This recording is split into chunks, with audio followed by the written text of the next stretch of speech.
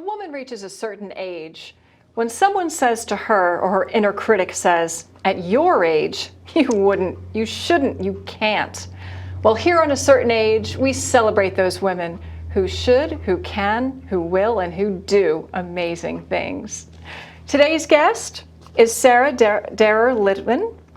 She's a critically acclaimed author of multiple young adult novels. Her books are published by Scholastic and Simon & Schuster Books. They're available online, in libraries, and in bookstores. Sarah also teaches creative writing as an adjunct professor in the MFA program at Western Connecticut State University and at the Yale Writers Workshop. She's an award-winning opinion columnist. Welcome, Sarah. Thank you so much for coming today. Thank you so much for inviting me. So you have such interesting stories to tell, and I know that your books are works of fiction for young adults, but you address really serious topics. How do you make a story interesting for vulnerable kids, but still make it realistic? So the most important thing to remember when you're writing for young adults is that the story has to come first. If you're trying to write a message book, then it's not going to be authentic. And I always say that young people have very good, I'm not sure if I can say this word on TV, but they have very good detectors of fakeness. Mm-hmm. But also I do a lot of research. Being an author is the best career possible for me because I'm an eternally curious person. And I get to think of questions and then do a lot of research to figure out the answers to them and talk to really interesting people and then write a book to sort of answer the question for myself and hopefully for others too. So what you're looking for is something that really engages the kids, but like you said, does have a genuine message. Yeah, it's got to be genuine, Right. And the message can't be the whole reason to write the book. It's got to be about the story. And sometimes it's not even like I want to give them answers, but I want to help them think about questions.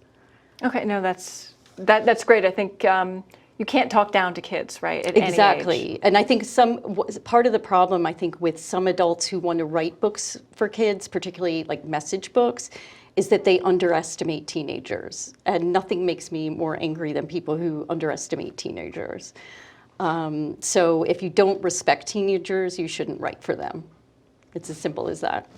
Yeah, no, good advice, absolutely. And your books are very honest and straightforward. And one I'd love to talk about right off the bat is you talk about the threats that the internet poses because of internet predators, right? Internet Yes. predators are a real thing, and your book, Want to Go Private, tells a story of a teen who is approached and taken in by an internet predator. What gave you the idea for going into that topic? Well, it was interesting because I was actually, it was the second book in a 2-book deal, and I was actually trying to write another book when a supervisory special agent from the New Haven FBI came and spoke at my son's high school about internet safety. So they had one session for the kids and then another one for parents.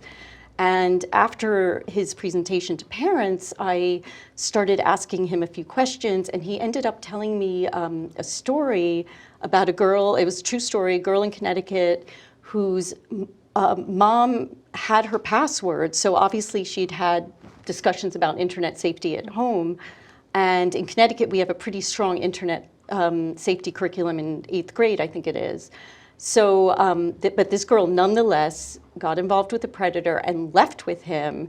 And by the time the police caught up with them, they were almost at the Canadian border.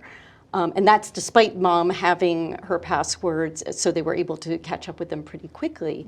But what really made me stop him and say, there's a book in this, was her reaction when the police caught up with them. Because I would have thought it would be, oh, thank God you saved me. Right. But it wasn't. Her reaction was, don't hurt him. And as soon as he told me that, this like bell went off in my head. And part of it is because of that curiosity, because I had to try and understand what would make this girl who had all this, had the internet safety curriculum, whose mom had talked to her about internet safety, what brought her from all that knowledge to the point of don't hurt him. And I had to write a book to figure out the answer. And I think you had mentioned that she's also not a girl from the wrong side of the tracks, right? This is, well, even in this example, well, she was somebody who had training, right, or understanding right. of And the dangers. Yes, I purposely wanted to make this character. She's very bright. Her parents are still married, you know, because too often parents are like, oh, well, that only happens to those kids. And I wanted to make it clear that it could happen to any kid who is at a vulnerable moment. And then has someone basically grooming them by saying, you know, basically reflecting everything that they say back, so it makes it sound like they're the only person in the world who understands them. Right, because you did a lot of research for this, right? So after you met this FBI agent, didn't you actually study with the FBI? And this is what you found, right? How do predators do this? I did a lot of research on grooming. In fact, my daughter at one point said to me, you know, why is it you have all these creepy books on your bedside table? But I have to tell you, I did not sleep a lot when I was writing this book. But I had to write to the FBI in Washington to get permission. And you know, tell them that I had a contract with Scholastic, and so then I got permission to work with the FBI in New Haven, and they were amazing. Like they really, they answered so many of my questions, and it helped me. I think that helped make the book a lot more authentic. But one of the things I learned was that real predators get very dirty very quickly, and I had to try and balance the needs of my readers with, you know, trying to tell the story accurately, but also bearing in mind that I was writing for young people. Right. So when you say they're getting dirty, right? So they're sexually explicit on the internet. Yes, because they get very sexually explicit very quickly because they want to they're not just talking to one kid, they're talking to a whole bunch of kids, and they want to weed out the kids that freak out the minute they mention sex. Interesting. So, all right, so I didn't realize this. So predators not necessarily after one person. They're just hitting all the time until somebody bites. Yes. Yes. They're usually, I can't remember the statistic because I wrote that book a while ago, but you know, each predator is usually talking to a network of potential victims, often in different places. Wow. And they find the one. Yeah. And then they get one who bites, and then they draw them in. That is so scary. And then, so staying with the idea of the internet and cyberspace, you also address cyberbullying, which is another issue that happens. Right. So that was in your book, Backlash. Can you tell us just a little bit about what happened and how cyberbullying, I guess it's an issue? I mean, well, it's interesting because when I do school visits or, you know, Skype with classrooms, one of the questions I always ask is how, you know, raise your hand if someone has written something nasty about you online. And inevitably, the majority of the kids raise their hands. So it's a huge problem, but as I often tell them when they all raise their hands, I say the problem is that we as adults are not setting the example of how to behave online. And there are so many examples I could point to of that. There's so many examples nowadays, but we'll let those examples go. But we'll let Twitter speak for itself. Right? Exactly, but it's, you know, we as adults have to model the behavior we want to see from our kids. Like we can't say like do as I, you know. Don't do as I do. Because I'm not do doing as I a good say, thing. not as I do. Yeah. So if they see us behaving badly online, then then it normalizes it for them. But part of the reason I think I'm really interested in so much, like I think my last 5 novels have had some technology element. I'm really fascinated by the intersection of teenagerhood and technology because when I grew up, we didn't have this technology, and I often wonder how different my life would have been and how, you know, how it might have been changed by it, and I'm not sure it would have been changed for the better. I mean, I'm very grateful. I made a lot of mistakes as a teenager because that's what teenagers do. Because you're a teenager. Yes, exactly. It's like your brain hasn't fully developed, your frontal lobe, and so being able to make those mistakes in a way that they're mostly sort of hazy memories in the minds of a select group of childhood friends, as opposed to having every mistake blasted across the internet, from which you can never escape. Right. You know, that's very, it's hard for kids. And I think that also contributes to why so many young people have, you know, suicidal ideation or depression, you know, because it's very stressful for them. I'm going to jump off topic here now, even though didn't pre-warn you, but so you just talked about the suicidal tendencies with teens. I heard on the news the other day that numbers have come up over the last few decades, that suicide is much more prevalent now.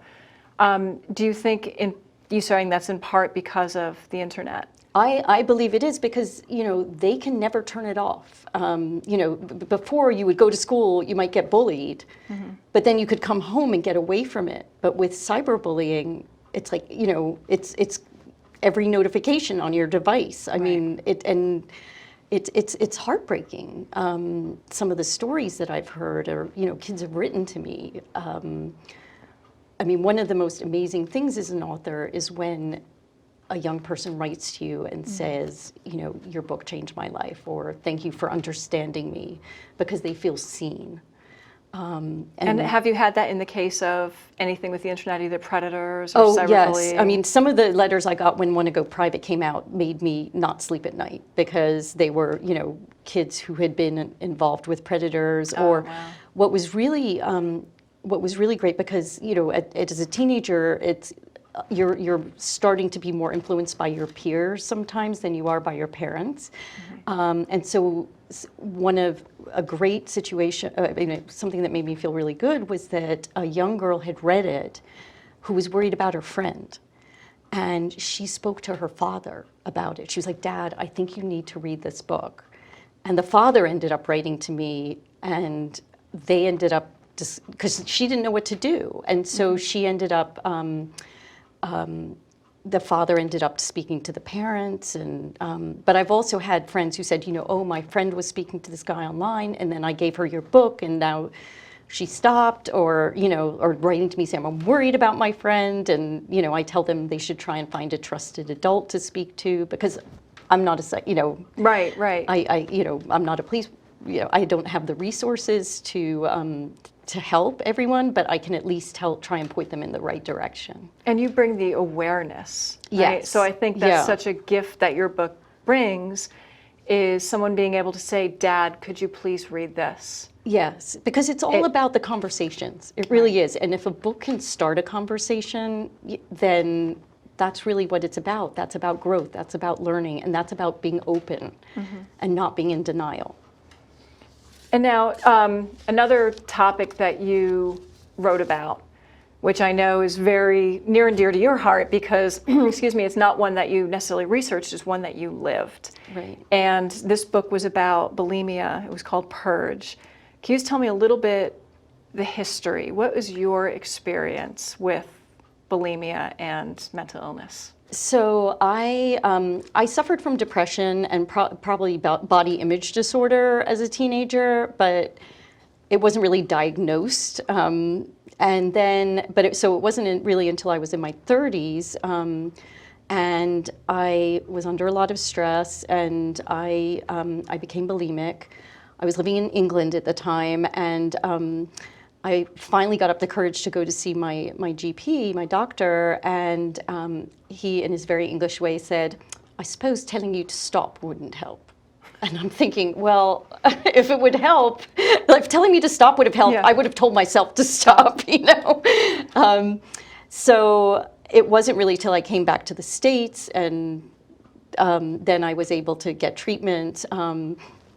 But then I sort of was under increasing mental stress, and I ended up, when I was 38 years old, trying to kill myself, and ended up in Silver Hill in New Canaan. And I always say to my kids, it was the worst time of my life, but it was the best thing that ever happened to me, because basically everything all my bricks had to fall down. And then when I built myself up again, I could look at them and say, okay, is this my brick, or is this a brick someone like imposed at on me. me. Yeah, yeah.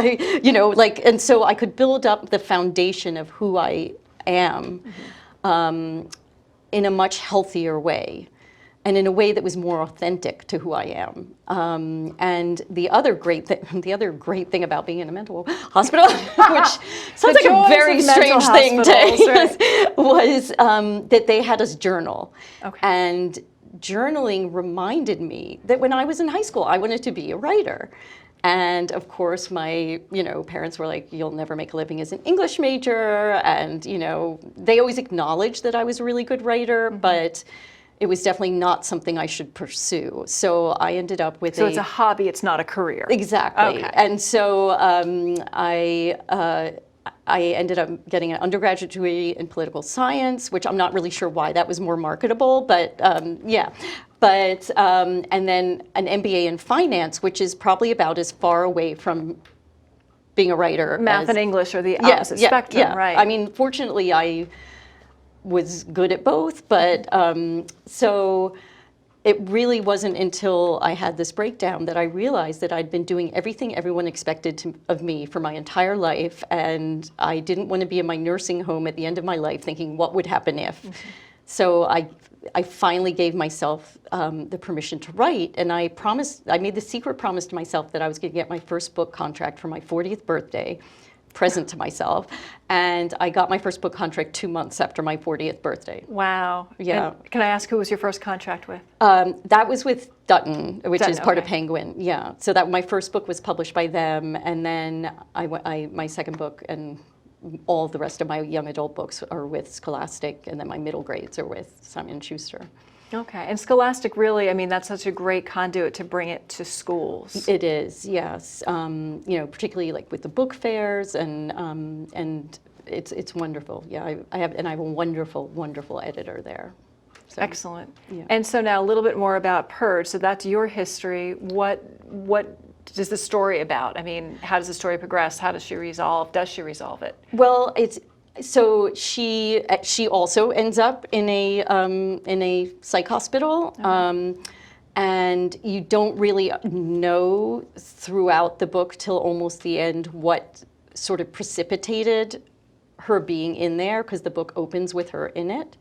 But towards the end of the book, you then find out what precipitated it, and you also hear all these other cast of characters who were involved. And one of the things that actually came from my own experience of being in the psych ward was, so because I had been bulimic, even though at that point I was mostly recovered, they put me on an eating disorder protocol, which meant that I had to eat with all the other eating disorder people on the ward.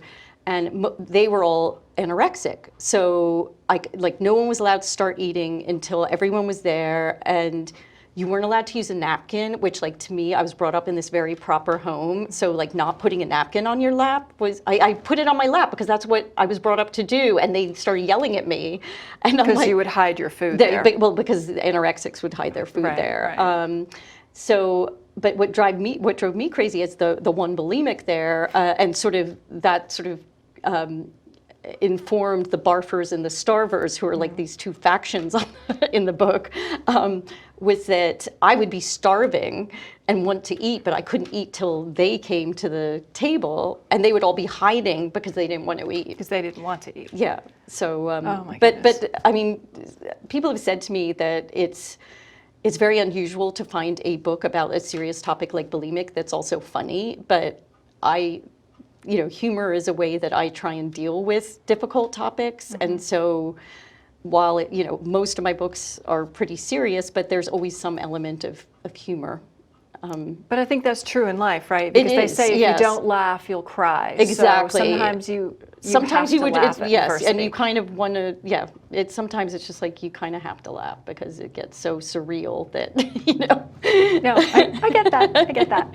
So, no, a lot of this has to do with body image. Is there anything that we can do as parents to get kids to focus on what they're good at and not focus on what they look like?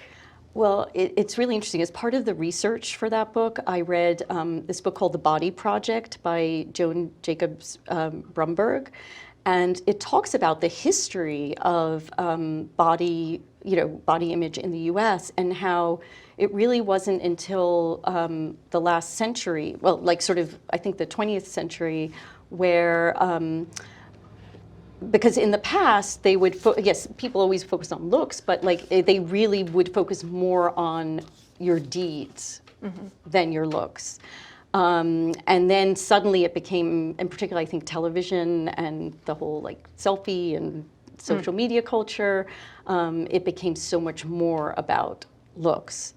But it's one of the things that they said to me when I was in treatment was, I kept talking about the dark. I feel like I have this dark hole inside, and the therapist said to me, well, you know, other people can only fill that black hole, like maybe like 10 to 20%. The rest of it's got to come from within. And that was when I allowed myself to be a writer, which is what I'd always wanted to do. That filled the black hole because I could look in the mirror and say, I'm Sarah and I'm a writer. And that's what I've always wanted to do. And I'm darn good at it, and I help people. Yeah, exactly. And you know, I had that. It was like discovering my purpose in life, or you know, something that gave me purpose, and sort of made me think about things beyond myself. That really made all the difference.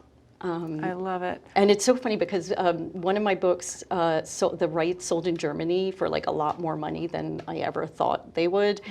And my husband took me out to dinner and I raised a glass of wine to heaven. I said, Dad, remember when you told me I wouldn't make a living as an English major? Cheers. This is the good champagne, and I can afford it, right? So, I mean, you know, I love my father and, you know, but it sort of felt good to prove that wrong. And I hope for other young people, like I always say, like try and find a way to make a living out of your passion. Because then I mean, literally this summer I worked for 7 days a week for over a month, writing 2,500 words a day because I had to rewrite my book. And yes, it was not fun. But if I had been on Wall Street, I would never have wanted. I would have just quit. I wouldn't have worked that kind of out. So you were working hard, but you were working your passion. Exactly. And that's what matters. And that it does, and especially when it's passion that you feel like is a purpose, it makes all the difference when you want to get up in the morning, you know, Absolutely. and you're doing something that you really care about. And now I'm curious. Your books, I think most of them, all of them, have a female character as a lead. But you mentioned once you went to a school and to address the students, and the teacher or the principal, whatever, said they'd rather have you just address the girls because it's a girl story. Yes, yeah, you write girl books. Yes, you write girl books. Yes. And to me, I can't imagine that boys are not affected by predators, by eating disorders, by cyberbullying, goodness knows. And I can't imagine that if J.K. Rowling popped into a school that they'd say to her, oh, you know what, you write books for boys. Most of your characters are boys, right? The main. Right, yeah. And they'd only let the boys hear it. So why do you think there's this double standard? Why do you write girl books? Well, it really drives me crazy. So at that school, fortunately, they didn't do that. She said that like she thought about that. Right. But I had already talked to 2 sessions of students, like a full cafeteria. And I said to her, first of all, my talks are not, as you see, are not gendered. Like I'm talking about how you need to write well no matter what career you go into. I talk about research and critical thinking, and you know, I talk about like how I got sent a letter saying there was a dead body, and you know, like stuff that really interests the kids. So they were really engaged, both boys and girls. But I said to her, you know, what message are you sending to both boys and girls when a male author comes in? You make everybody listen to him, but when a female author comes in, you say, oh well, the boys don't have to listen to her. Like you are perpetuating sexism, and those boys are going to grow up and they're going to be in the workplace and they're going to think they don't have to listen to their female colleagues. And Because they talk about girl topics. exactly, yes. And so she was like, oh, I never thought of that. And I'm like, you really need to think about that. But it's also to do with cover art. And I actually wrote a blog post that I was very nervous about writing because I didn't want to upset my publisher. But I compared novels written by male authors with a female protagonist, and then covers of novels written by female authors with a female protagonist, and including some at my own publisher. Right. And what was interesting was the ones with male authors had a much more muted color palette. And if there was a girl on the cover, she was sort of more usually not a photograph. Whereas my books always have a photograph of a girl on the cover, and they had like a much more like pink or purple, or a very feminine color palette. So it's actually the publisher that's also pushing this idealism. Well, so, I think they're trying. I mean, I don't think they mean to be sexist, but I called it branding or gendering, and right. I think they're gendering your books. Well, yeah, and I think they thought they were branding me, but I was sort of like, not really. Yeah. All right, I've got one more question yeah. for you because we only have a minute left. Right. But I'm dying to know. Right. You mentioned that there's a high correlation between creative people and various mental health conditions. How do we make our crazy pay? Can you give just one little tip to people who maybe they're not crazy, but right. but just have a huge desire or huge fear? How do you face that? You have to. You just have to take that jump, and if you want to write, just write a little bit every day, and start off writing about things that happen. You can start off doing it therapeutically.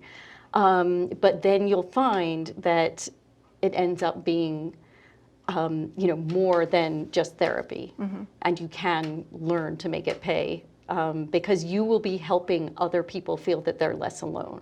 And maybe that's the way you were talking about the black hole. Yes, you can fill it with your writing, right? Even if it's just a journal, right? Not everyone's going to be as successful commercially as you've been. Right, but part of the reason I've chosen to be very public about the fact that I've suffered from mental illness is it's so important for young people to be able to look and say, look, she has mental illness, and she's published and she's doing it. all these books. Yeah. So they know that they're not alone, and that they can still go on to lead a healthy and happy life. Wonderful. Well, Sarah Darer Littman, thank you so much for joining us for today having me. On a Certain Age. It was great to have you, and I feel like we've learned so much. Thank you.